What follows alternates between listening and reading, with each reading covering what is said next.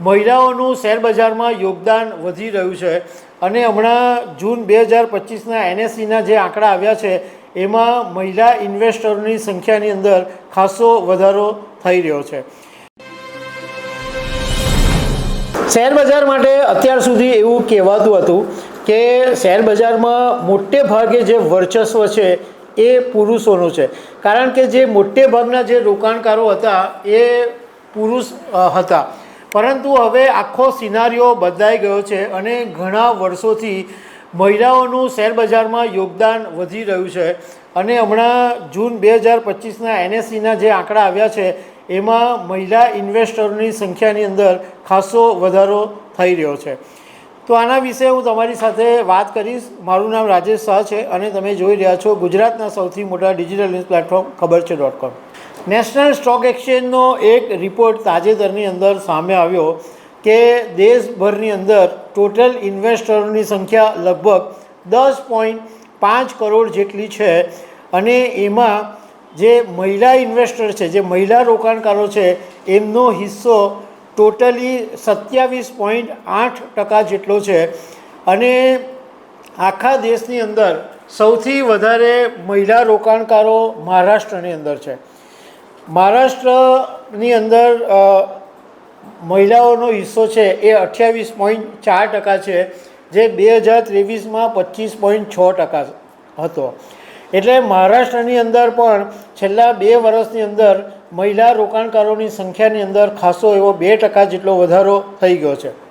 ગુજરાતની વાત કરીએ તો ગુજરાત બીજા નંબર પર છે અને ગુજરાતમાં અત્યારે મહિલા ઇન્વેસ્ટરોનો હિસ્સો 27.8% છે, જે 2023માં 26.6% જેટલો હતો।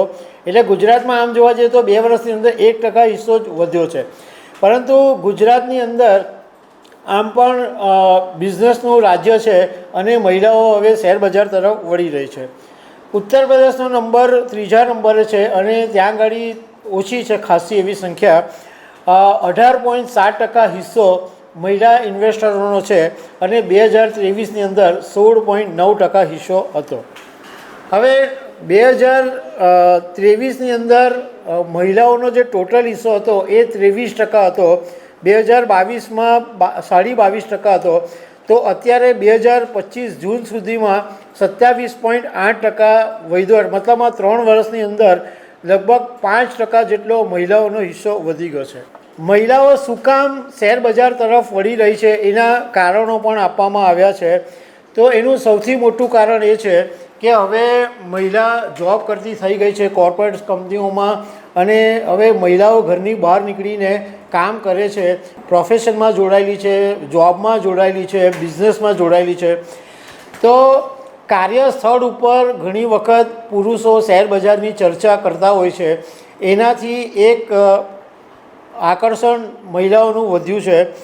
બીજું કારણ એ છે કે અત્યાર સુધીમાં જે પણ મહિલાઓ કે મોટે ભાગના જે લોકો એજેડ લોકો હોય એ પરંપરાગત સોનું, ચાંદી અથવા તો ફિક્સ ડિપોઝિટની અંદર રોકાણ કરતા હતા, પરંતુ હવે ટ્રેન્ડ બદલાયો છે અને હવે મહિલાઓને સોનું ફિક્સ ડિપોઝિટ કરતાં આગળ વધીને હવે શેરબજારમાં રોકાણ કરવાની ઈચ્છા છે। બીજું કે કોરોના મહામારી વખતે લોકોની પાસે બહુ જ સમય હતો અને એ વખતે જે આઈપીઓ આવ્યા અને એ આઈપીઓની અંદર લોકોએ ધૂમ કમાણી કરેલી હતી। એટલે મહિલાઓ થોડું સેફ ઇન્વેસ્ટમેન્ટ કરવા માટે મોટે ભાગે આઈપીઓની અંદર રૂપિયા નાખે છે। અને બીજું એક કારણ એ બી છે કે હવે આજકાલની જે મહિલાઓ છે એ સ્વતંત્ર થઈ ગઈ છે, પોતે કમાઈ અને પોતે ખર્ચવા માંગે છે। એટલે વધારે ઇન્કમ ઊભી કરવાનો પણ એક કારણ છે કે શેરબજારની અંદર ઇન્વેસ્ટમેન્ટ વધી રહ્યું છે। આ તો થઈ કોર્પોરેટ્સ કે જોબ પ્રોફેશન કરતી મહિલાઓની, પરંતુ જે મહિલાઓ ગૃહિણી છે એની પાસે પણ સમય હવે હોય છે। દીકરાઓ મોટા થઈ ગયા હોય અને ઘરમાં સમય હોય તો જે બિઝનેસ ચેનલો છે CNBC કે એવી પ્રકારની એ ચેનલો પર જોઈને ઘણી બધી મહિલાઓ હવે પોતાના જે બચતના રૂપિયા છે એ શેરબજારની અંદર નાખતી થઈ છે અને શેરબજારને સમજતી પણ થઈ છે। શેરબજાર વિશે જાણકારી મેળવે છે, નોલેજ મેળવે છે, કેવી રીતના ભાવ વધે છે, શું છે એની જાણકારીઓ પણ વધે છે અને એવું લાગે છે કે આગામી દિવસોની અંદર મહિલા ઇન્વેસ્ટરોની સંખ્યા વધવાની છે. તો દર્શક મિત્રો, આવી અનેક વાતો સાથે અમે તમને મળતા રહીશું. Thank you very much.